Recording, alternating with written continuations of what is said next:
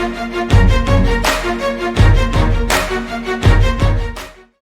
بن عبداللہ نے خبر دی کہ عبداللہ بن عمر رضی اللہ عنہ نے کہا کہ حضرت عمر رضی اللہ عنہ ایک موٹے ریشمی کپڑے کا چوغا لے کر رسول اللہ صلی اللہ علیہ وسلم کی خدمت میں حاضر ہوئے جو بازار میں بک رہا تھا۔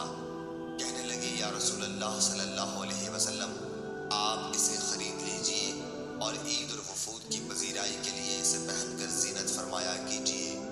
اس پر رسول اللہ صلی اللہ علیہ وسلم نے فرمایا کہ یہ وہ پہنے گا جس کا آخرت میں کوئی حصہ نہیں۔ اس کے بعد جب تک خدا نے چاہا عمر رہی۔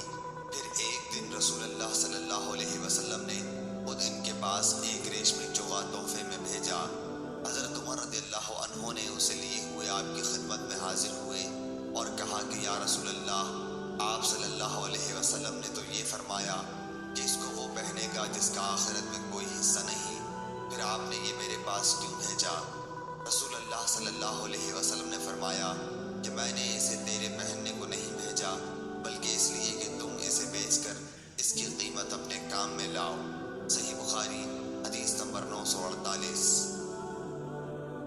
عمرو بن حارث نے خبر دی کہ محمد بن عبد الرحمن اسدی نے ان سے بیان کیا، ان سے عروہ نے، ان سے حضرت عائشہ رضی اللہ عنہا نے، انہوں نے بتلایا کہ ایک دن نبی کریم صلی اللہ علیہ وسلم میرے گھر تشریف لائے۔ اس وقت میرے پاس انصار کی 2 لڑکیاں جنگ بعاث کے قصوں کی نظمیں پڑھ رہی تھیں۔ آپ صلی اللہ علیہ وسلم بستر پر لیٹ گئے اور اپنا چہرہ دوسری طرف پھیر لیا۔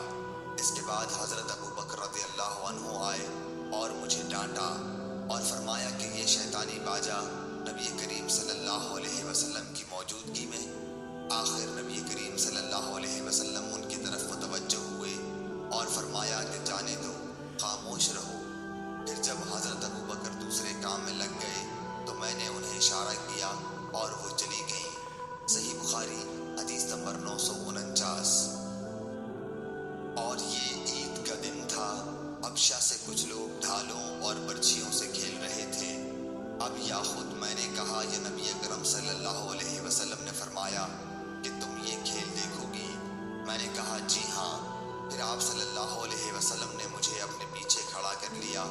میرا رخسار آپ کے رخسار پر تھا اور آپ فرما رہے تھے، کھیلو کھیلو اے بنی ارفدہ۔ یہ حبشہ لوگوں کا لقب تھا۔ پھر جب میں تھک گئی تو آپ صلی اللہ علیہ وسلم نے فرمایا بس؟ میں نے کہا جی ہاں۔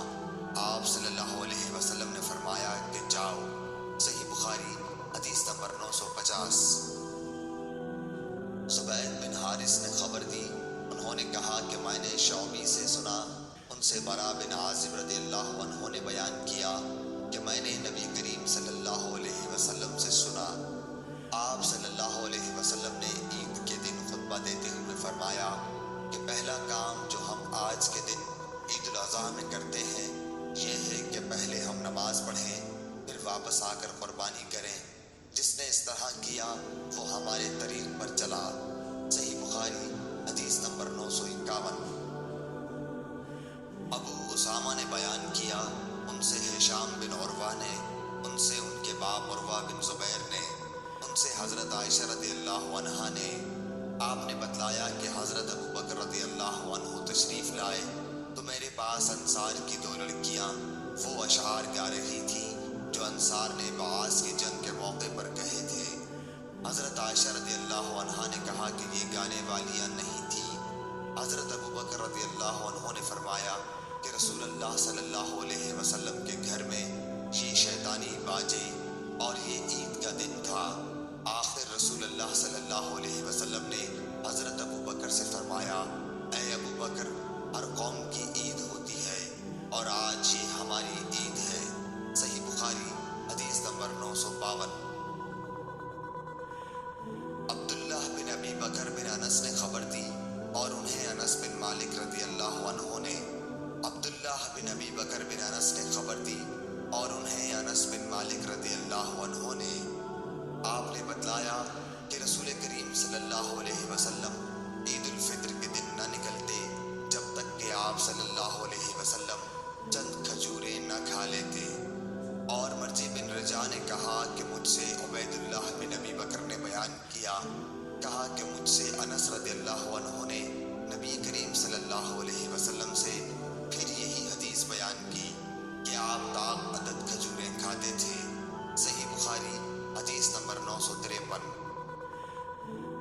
اسماعیل بن علیہ نے ایوب سختیانی سے، انہوں نے محمد بن سیرین سے بیان کیا، ان سے انس بن مالک رضی اللہ عنہ نے بیان کیا کہ رسول اللہ صلی اللہ علیہ وسلم نے فرمایا کہ جو شخص نماز سے پہلے قربانی کر دے اسے دوبارہ کرنی چاہیے۔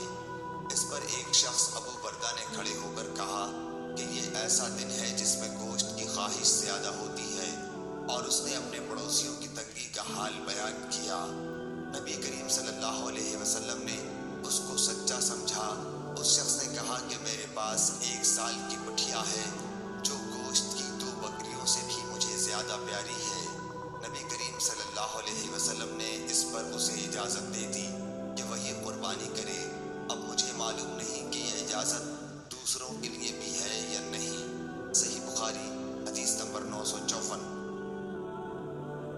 جریر نے بیان کیا، ان سے منصور نے، ان سے شعبی نے، ان سے برا بن عازب رضی اللہ عنہ نے، آپ نے کہا کہ نبی کریم صلی اللہ علیہ وسلم نے عید الاضحیٰ کی نماز کے بعد خطبہ دیتے ہوئے فرمایا کہ جس شخص نے ہماری نماز کی سی نماز پڑھی اور ہماری قربانی کی طرح قربانی کی، اس کی قربانی صحیح ہوئی، لیکن جو شخص نماز سے پہلے قربانی کرے وہ نماز سے پہلے ہی گوشت کھاتا ہے مگر وہ قربانی نہیں۔ برا کے ماموں ابو بردہ بن نیار یہ سن کر بولے کہ یا رسول اللہ، میں نے اپنی بکری کی قربانی نماز سے پہلے کر دی۔ میں نے سوچا کہ یہ کھانے پینے کا دن ہے، میری بکری اگر گھر کا پہلا ذبیحہ بنے تو بہت اچھا ہو۔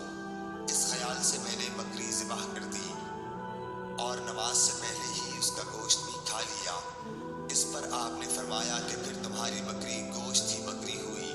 ابو بردہ بن نیار نے عرض کیا کہ میرے پاس 1 سال کی پٹھیا ہے اور وہ مجھے گوشت کی 2 بکریوں سے بھی عزیز ہے، کیا اس سے میری قربانی ہو جائے گی؟ آپ صلی اللہ علیہ وسلم نے فرمایا کہ ہاں، لیکن تمہارے بعد کسی